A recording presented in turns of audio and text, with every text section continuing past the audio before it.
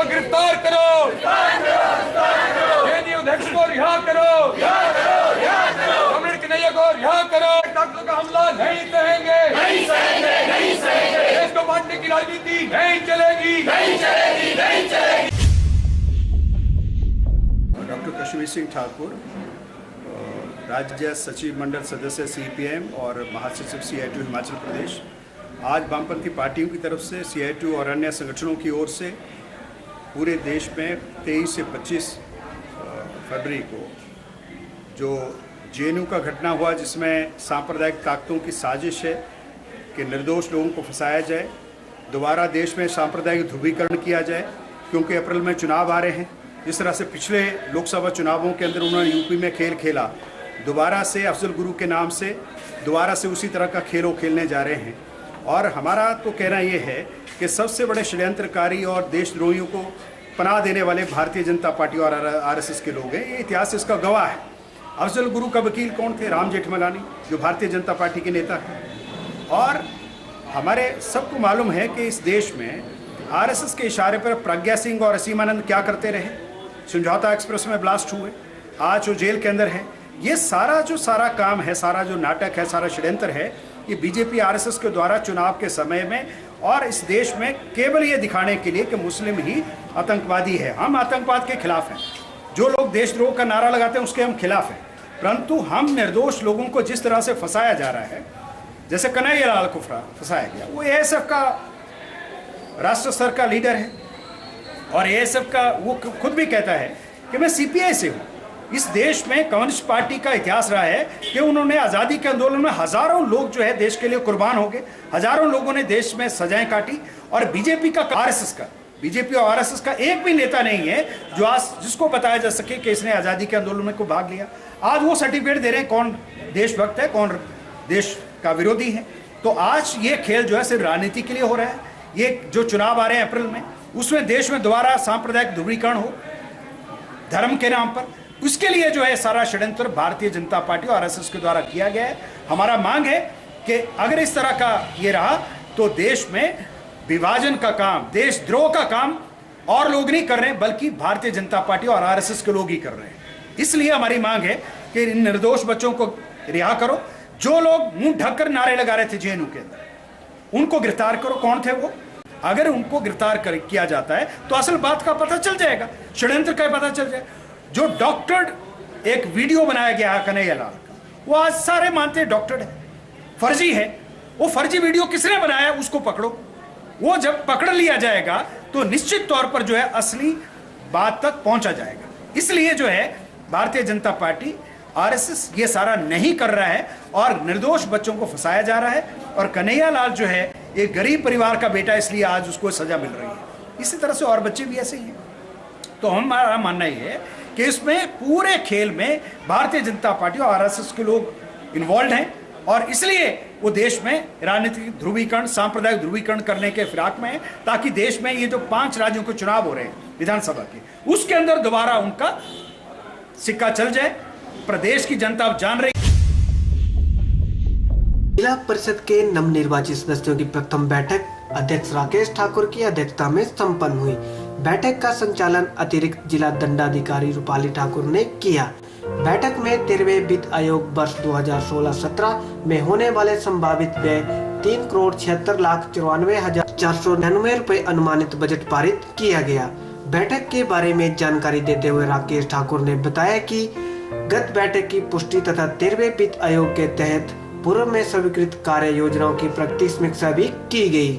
राकेश ठाकुर ने बताया कि संबंधित विभाग के माध्यम से स्थानीय लोगों के हित में चलाई जा रही योजनाओं का क्रियान्वयन सही मानकों के अनुसार करवाया जाए, ताकि उनका लाभ लोगों को पूर्ण रूप से मिल सके। परिषद की आज प्रथम त्रैमासिक मीटिंग थी और इसमें जो मुख्य मुद्दा रहा ये था जैसे सेल्फ को पास करना, उसके साथ साथ हमारे विभिन्न जिला परिषद सदस्यगणों ने हमारी जो आईपीएच की स्कीम्स हैं, जो कि पानी की एक बहुत ज्वलंत समस्या है, उसके ऊपर भी सबने अपने अपने सुझाव रखे तथा माननीय अधिकारियों गणों ने भी इस चीज़ को माना कि निकट भविष्य में जो जहाँ जहाँ भी पानी की कमी है या कहीं खराब पानी आ रहा है उसमें सुधार किया जाएगा। और इसके साथ साथ एक हमने यहाँ से प्रस्ताव डाला है, जैसे 13वें वित्त योग में हमारे जिला परिषद के सदस्यों को पैसा दिया जाता था, वो 14वें वित्त योग में भी उसी तर्ज पर दिया जाए।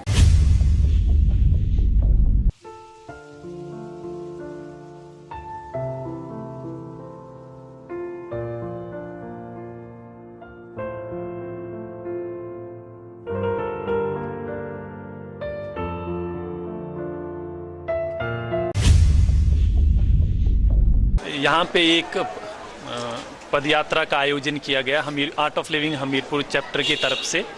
इसका उद्देश्य दिल्ली में होने वाले विश्व सांस्कृतिक महोत्सव के लिए एक जागरूकता लोगों में पैदा करना था।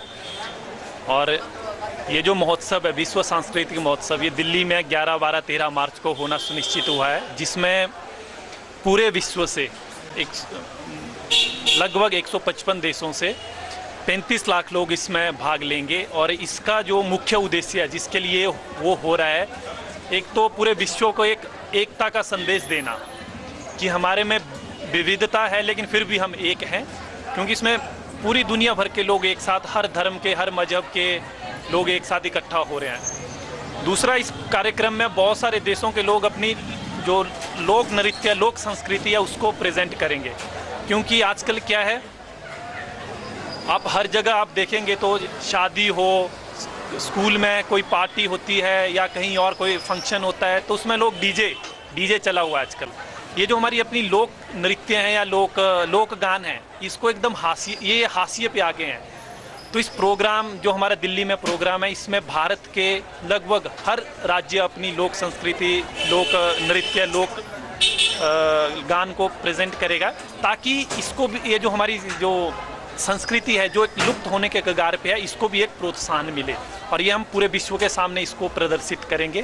तो ये इस आपके चैनल के माध्यम से मैं आर्ट ऑफ लिविंग परिवार हमीरपुर चैप्टर की तरफ से सब लोगों को इस कार्यक्रम के लिए आमंत्रित करना चाहता हूं कि आप सब लोग इसमें आइए। ये एक आपका कार्यक्रम है, एक भारत के लिए एक बहुत गर्व का ये विषय है कि इतना बड़ा कार्यक्रम जिसमें हम पूरे विश्व के सामने अपने भारत की हम विविधता को प्रेजेंट करेंगे, तो हमको इसमें गर्व महसूस होना चाहिए। और अंत में यही मैं बोलना चाहूँगा कि आप सब लोग आइए, we will be very happy to host you there. जिला सेवाएं एवं परिवार कल्याण विभाग के द्वारा मार्च माह के दौरान जिला में किए जाने वाले परिवार नियोजन शिविरों की सूची जारी कर दी गई है। संबंधित विभाग के चिकित्सा अधिकारियों को इन शिविरों में आने वाले सभी मामलों को पूरी छानबीन करने के निर्देश दे दिए गए हैं। जानकारी देते हुए मुख्य चिकित्सा अधिकारी सावित्री कटवाल ने बताया कि मार्च माह में 12 परिवार नियोजन शिविरों का आयोजन किया जाएगा। उन्होंने बताया कि स्वास्थ्य खंड भोरंज के CHC भोरंज में 9 मार्च को, PHC भ्रेड़ी में तथा PHC महल में 11 मार्च को, स्वास्थ्य खंड गलोड़ के CHC गलोड़ में 5 मार्च, स्वास्थ्य खंड टौनी देवी के सामुदायिक अस्पताल में 4 मार्च, स्वास्थ्य खंड सुजानपुर के CHC सुजानपुर तथा PHC जंगल बैरी में 10 मार्च, स्वास्थ्य खंड बड़सर के CHC बड़सर में 1 मार्च और PHC बिजड़ी में 8 मार्च, स्वास्थ्य खंड नदौन के CHC नदौन में 18 मार्च तथा क्षेत्रीय अस्पताल हमीरपुर में 4 मार्च और 18 मार्च को परिवार नियोजन शिविर का आयोजन किया जाएगा।